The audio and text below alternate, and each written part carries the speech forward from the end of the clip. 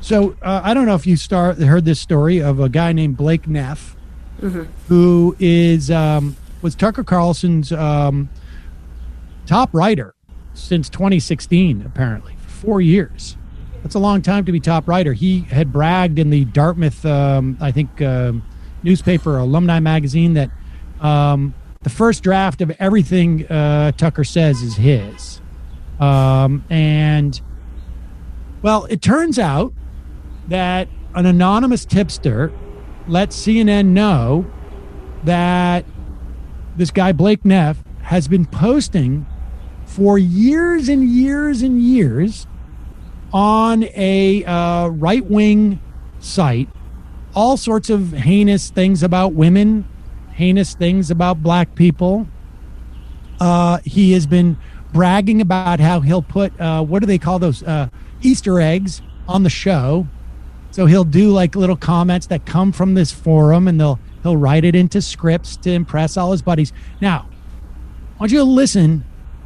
This came out on Friday. Tucker Carlson didn't address it on Friday. He comes back to work on Monday. Now, you know me, you work in cable news. I work cable news occasionally, do little hits. You ever heard of anybody starting their vacation on a Tuesday?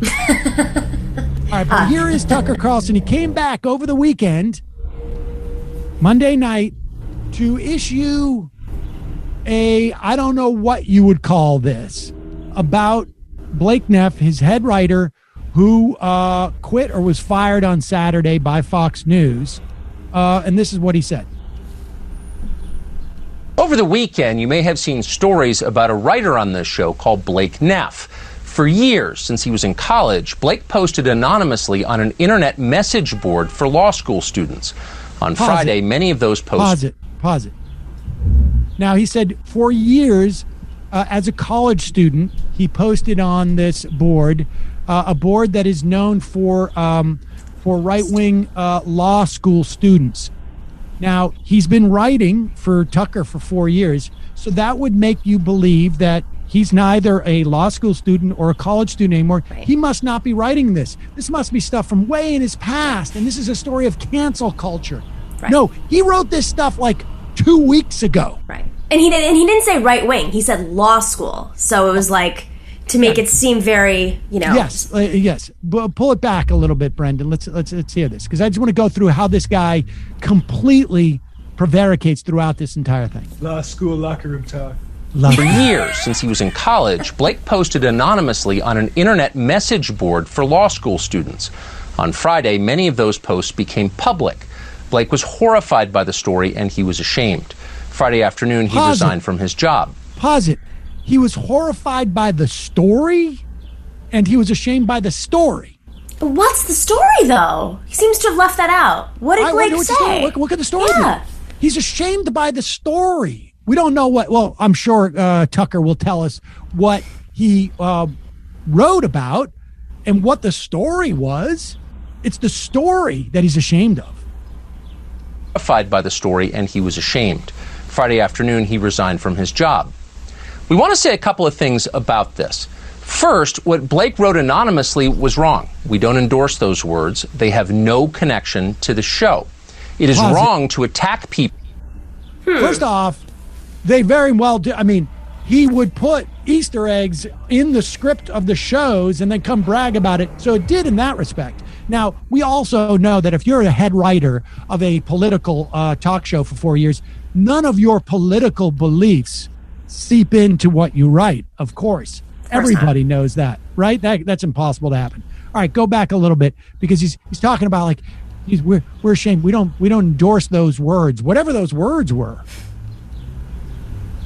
This. First, what Blake wrote anonymously was wrong. We don't endorse those words. They have no connection to the show. It is wrong to attack people for qualities they cannot control. In this country, we judge people for what they do, not for how they were born. Pause it for 1 second. What is this reinvention? Yeah, this is fascinating, because the stuff he wrote. Anonymous, though. What? Yeah, it was anonymous. He was writing them, well, not anonymous, as a name. Yeah. People knew who the guy was.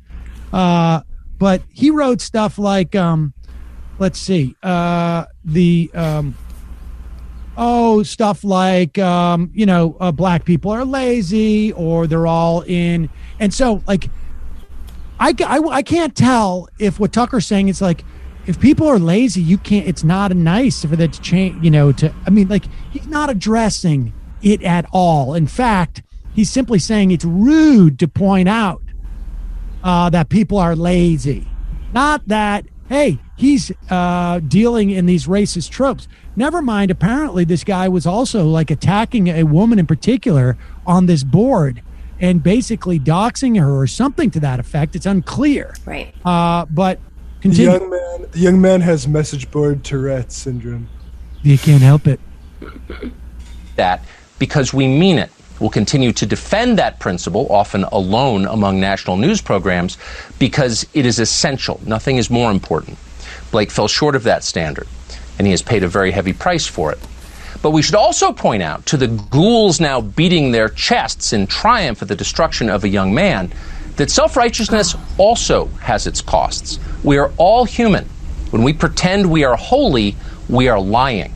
When we pose as blameless in order to hurt other people, we are committing the gravest sin of all, and we will be punished for it. There's no question. Okay. Now, God. Oh my God. Are you really a holy person if you are not harassing women on a incel board? Are you really a holy person if you're not posting racist stuff on this board? Is that all it takes to be holy in this day and age? Well, it's that you're not holy if you're holding bad actors accountable for their bad actions. That's what it is.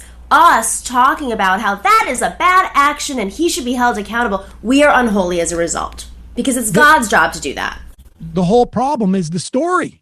He's attacking the writers of the story and completely distant, because he goes on every time the guy talks about the show. It's all we, and it's all as if it's like, Blake Neff guy. He had a job somewhere that was somewhat not affiliated with the show, and he's been fired. But this is a guy who was like one of his top writers, and then he goes on to say this. This is what he says here. Here's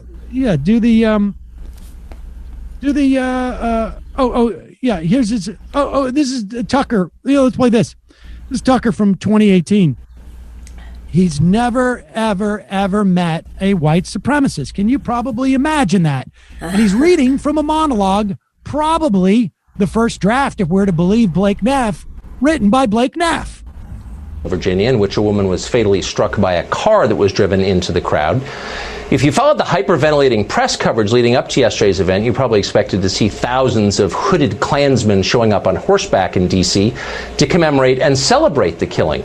White supremacy is just that prevalent in America, they tell us. It's everywhere.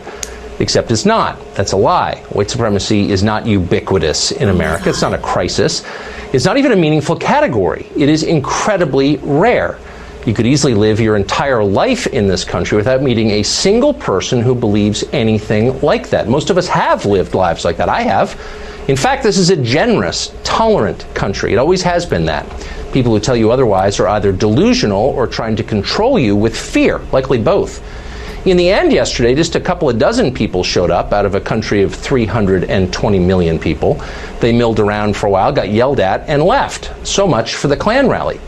What is a crisis in America, and a growing crisis, is left-wing extremism and violence.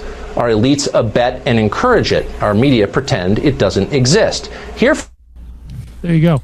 Well, it turns out that Tucker knew at least one white supremacist, and he was actually the guy who was probably writing those very words. Well, okay, if there's no white supremacy, why is he spending an entire segment talking about it and caring so much about it? And then also, if the leftists are the bad people, then what are the white supremacists that he's defending? This is what I'm not, like... They don't exist. He doesn't have to defend them because they don't exist. There's only one of them, and he just happened to write for the show. Here is Tucker announcing his long-planned Tuesday starting vacation, which is a really odd time to start your vacation in cable news, or really in anywhere other than, unless you're like got a store that sells like, I don't know, Monday morning quarterbacking. Well, we're out of time. Going to spend the next 4 days trout fishing. Ugh. Long planned. This is one of those years where if you don't get it in now, you're probably not going to. If something dramatic happens, of course, we'll be back. We've got some tape segments for you. Brian Kilmeade will be. Oh my God. Trout fishing. If you don't get it in now. Wait, but what's interesting is 4 days. Okay, so the days of the week he's deciding to take off rather than weekend 4 days. Usually if you take off 4 days, it's a 4-day weekend or... Well, no, the idea is that he's trying to justify, like, oh, I've always planned a 4-day vacation. Mm-hmm. I don't want those extra 3 days to be contiguous. I want to come back from the weekend, do a day of work that just coincidentally I have to apologize or not apologize for the white supremacist who's been writing my monologues for the past 4 years. The white supremacists don't exist. And by apologize, I mean, I'm sorry you found out that he is a white supremacist. And in fact, those people who told you are horrible human beings, and they're going to be punished by God, maybe. And then I'm going to go on a vacation because that's the classic, what a coincidence situation. Maybe he's also going to try and find another writer. I wonder if he goes onto that board and tries to find another writer. Yeah, they have a listings article there. Hey guys, I'm sorry. QAnon. This thread on this incel white supremacist board is exclusively for job openings on Tucker's show. Oh my God.